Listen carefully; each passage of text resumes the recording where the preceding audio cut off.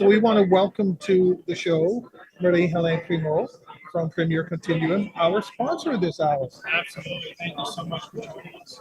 Thank you for having us to the show. It's great to have you here. And how are you enjoying things so far? Very good, very interesting show, conference, and we was very busy. We're actually here as exhibitors, but also we were speaking at the conference on Sunday. So we're both enjoying having some members. From an exhibitor standpoint, we can, our audience can't see, but obviously we can see your booth from here. It's been very busy the whole time, and you're doing something very interesting in your booth with the resilience operation game. So can you tell us a little bit about that? Yeah, actually, it's an idea that our team came up with last year of using the operation game. You know, where it has to pull pieces out of the body and then put it back. So it's actually, but we've dressed up Mr. Resilience. And then we changed the meaning of the various pieces to link it to challenges that are people in business continuity and resilience have. So, with, for example, the Adam's apple linked to communication, or the brain freeze being linked to leadership. So we do ask people when they come to our, you like that fact? That's a good one. No, no. Translation, maybe.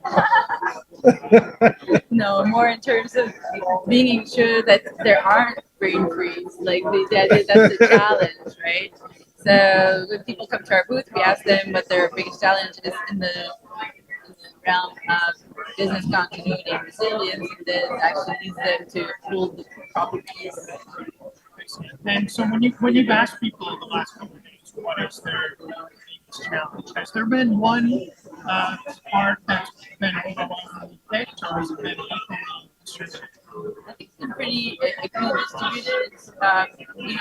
There's some areas regarding IT, supply chain, obviously leadership and presentation skills. And we actually even turned this into a workshop that we did on Sunday. So where we were asking the participants, naming all these 13 challenges, to find what are the activities and tools that they're currently using within their organization that they find as valuable, or things that they intend that they should be now, adopting that they're not yet doing, or things that they consider overrated and that they should put aside. Considering that there's, so much time in a day, maybe there's things that we should not be doing anymore, rethinking. So that was an opportunity for participants to discuss together and then rate those results. So, and we actually published the results on the website. So what were those tools that we find the most valuable for all these challenges? Well, I'm curious, what were some of the ones that popped out that maybe you shouldn't do that anymore? What were some of those ones? Well, the ones linked to like printing documentation is something that well, actually, some still do want to have that, but actually, people had a hard time finding the things that they should stop doing. That was funny. Like people, yeah, it was. That's interesting. But some like they mentioned like the call tree, for example. So if you do have an automation tool that allows you to set up notifications, so you don't necessarily need to spend all your time, building call trees, especially naming this person versus the other one, which is something that our tool Parasolution allows to do, where we have email and SMS as well as voice capability, so you can just leverage information that's coming from your HR department, so you don't have to build those call trees. Because we were the ones that you mentioned the call trees being something to take. So I shouldn't carry around an outdated preprint binder in my trunk. Suggesting.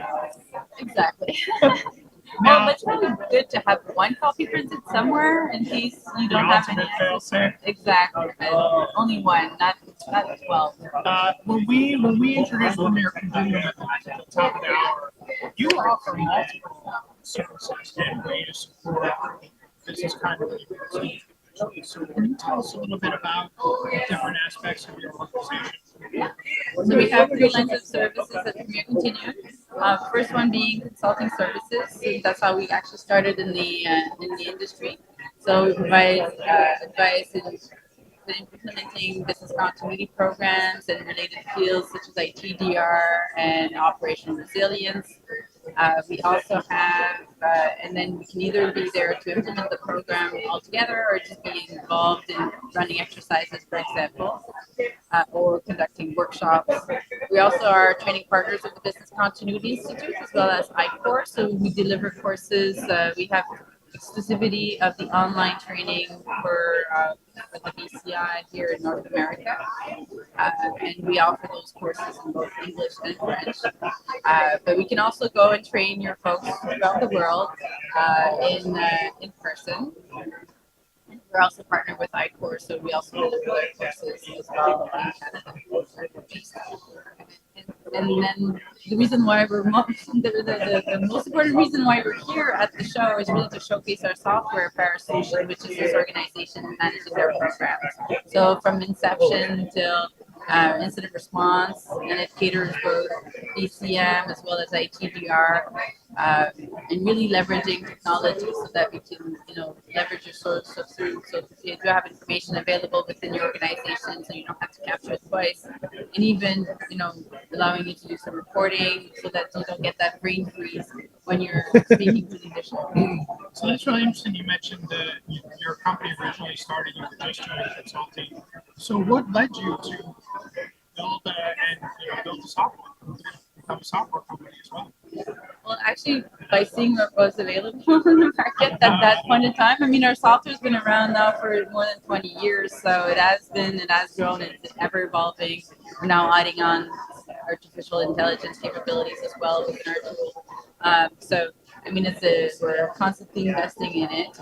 I think the fact that, there is one of our key features, obviously, usability. Everyone will say that their system is easy to use, but really with flexibility as well. So to understand that if you want to be embracing business continuity in your organization, which is the new word from the BCI and their good practice guidelines, instead of embedding business continuity, well, it's good that you can actually speak the language of the organization, have their terminology, so that it's really, people don't have much time in their day, so you want it to be as quick and efficient as possible, result oriented. Let us do that. And you said you're based in Canada, so how did you get into all these other areas? And I know you're in Montreal, I should say. What made you go beyond? Was there a demand for some of this new, different way of thinking? Because you said you just started 20 years ago. So was there a demand? And I know from experience, just after Y2K, things weren't easy for business continuity because Y2K became a non-event, so it was tough. So how did you embrace that? How did you continue to embrace that and grow? Well, I mean, we were established prior to Y2K, so we were involved in the good. Y2K responses. But the software came after. You're right. And I'd say obviously the awareness, the value of business continuity has increased, very much ever since. I'd say that from the ground, we've always had companies that we were working with that were either national or multinational. So for us, it was natural to go, beyond the borders.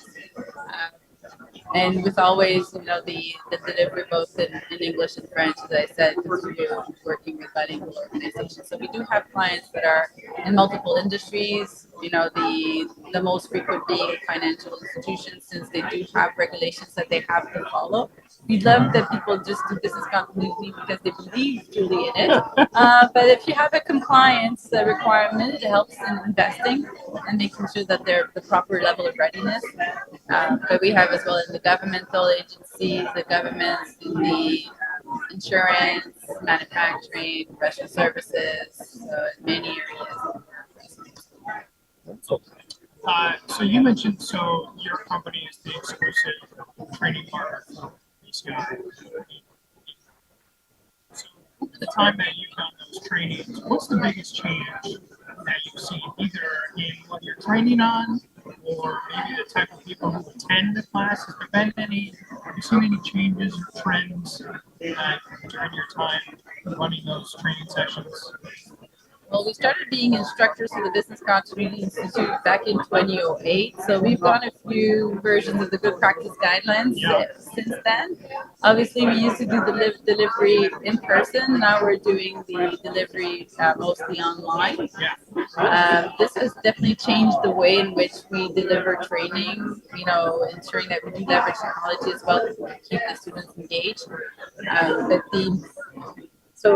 Allowing to have more people come to the classes because you don't have doing guesswork as to will San Francisco be a good week to be in this portion of the time. So it does increase accessibility. In terms of there was definitely an increase in the number of people interested in business continuity after COVID. Let's say, people had bigger budgets. Yeah. So people coming from various areas that do come to training. But I think it remains the same crowd. Obviously, people are getting younger, but because I'm getting older. I used to be the young one teaching. Now I'm the older one teaching. It's the concerns, and there's always been very broadly recognized the fact that the methodology that we explain through the good practice guidelines, it applies to any size of organization, any type of organization as well. And it does follow for me that I studied in business. Like it makes sense the cycle and the systems that are being used to really encompass all the challenges that we have as we're making business continuity and trying to maintain. You mentioned that engagement. I wanted to ask about that because the last training class I went to was 4 days in person in San Francisco. When you go to an online training, and now you need to capture my attention for 4 days while I'm at my house, right? How do you I don't even. Where would you even start? What were some of the transitions that you did during COVID to say, okay, we're going to offer these online now, but I still have to make sure that James is watching YouTube for 60 minutes. Well, thankfully, you're not a teenager, so most of the time. So if you register for a class, their chances are you're going to actually be paying a bit more attention than if you didn't have. So that's one thing that helps us to that aspect. But for example, when we had the questionnaire at the end of each of the modules, well, rather than doing this just by a show of hands, we leverage quizzes to make that. So that's some gamification to it as well. Whenever we can, depending on the type of courses that we deliver, how to deliver, dynamic exercises, we'll have the people into breakouts so that they can work together on scenarios so that they're not in a big virtual room to get them engaged. Obviously, if they can share their cameras, that helps. As well, what we did is that we did extend the number of days that we're doing the training rather than doing it. We used to do it over 3 days. Now we're doing it over 4 days with shorter days, but it's the same number of hours. It's easier for people to keep concentrated. Where do you see things going, knowing that you're working with clients around the globe, you're training around the globe? Where do you see things going right now, or where would you like to see things going? We talked not so long ago about operational resilience. That's definitely a topic, operational resilience, ensuring that that we do continue in breaking silos, that people work together hand in hand with an organization. It's not a question of fighting over budgets, but making sure that in the grand scheme of things, that the organization can be more resilient. So hopefully there'll be more and more teamwork across the organization, and so that we can be efficient and successful in being resilient. Are there anything common challenges that you're finding from your clients that are always coming to Marie Helen? We need help with X, Y, Z, 1, 2, 3. Something that continually has been popped up over the years. That just seems to always be there and never really get addressed. Well, influence is always a big challenge, considering that we don't own the business when we're in business continuity. We're just facilitators. So we do need to convince people to put the right level of energy. So leveraging any momentum that you may have to get people to to actually contribute to the plans, contribute to the different analysis that you need to do, or putting in place the proper strategies. So influence is definitely a challenge, as well as the level of details as well. So how much detail should a plan be? I've heard of regulators that were expecting the plans to be as detailed as a grandmother being able to read the plan and apply it. It's like, oh my God, that's Really? not, yeah. So thankfully it's not the case. Otherwise we wouldn't be, we wouldn't. Yeah, exactly. Well, doesn't mean there's some grandmothers that definitely, understand. Well, some but might I get think it. that, like, for you to say, we expect someone who knows nothing about our business, who knows nothing about our industry, to be able to come in and Execute the recover our plans, yeah. business. Because whether you're a grandmother or a 12-year-old, that plan would be unsustainable to even write. Right. So, yeah. I agree with you. So having the right level of detail is a challenge. Sometimes I've seen plans that were like not detailed enough though. So that's also another challenge, right? To be, it needs to be actionable. Do you have any final thoughts or knowledges? It's a wisdom to share. Well, Put her on the spot with that. It's wow. But I've run into Marie Helen a few times, and I've seen her speak, and we talked about small. There's another conference, I won't say its name, but in Toronto, talking about using small incidents. So you've always shared little bits of nuggets, so that's why I thought I'd ask. true. Well, I think it's, to your point, whenever we can, any opportunity that we have to raise, the profile of business continuity and resilience is always, we should always seize it. Even being able to do that elevator pitch with the senior management, being on par as to, where we're at in our program, so we can have, proper metrics and know, okay, where do we stand? We can leverage an opportunity to speak to someone to get things moving. So I think this is definitely something that we need to be careful and be, practical and strategic about.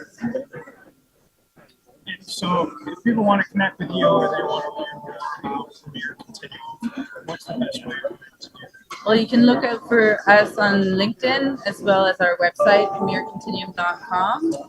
That's the easiest way to reach out to us. Great. Great. Well, thank you so much for joining us, Marie Helen. I really appreciate you coming and being a sponsor for us today. Thank you. Thank Great. you very much. It was always a pleasure. And I also want to add, we did a video with Marie, was it 2 weeks ago, week ago? That's up on YouTube. So I checked that out. It's the topic benefits of automation in operational resilience. That was last week. It was Yeah. only last week. It was only feels last like week. a Oh my lifetime goodness, ago. yes. That was last Friday. Oh, So that went live. yes. Check that out up on the YouTube channel where we get to talk to you about another topic. So thank you so much. Have a great day. Enjoy the rest of the conference if you're staying. Yes, I You are am. staying? Okay, good to stay. I know the exhibitors hall closes today, but I'm Yeah, glad I'll you be around stick until around. tomorrow. Oh, good. So if anyone's listening who's here, Marie's around to talk.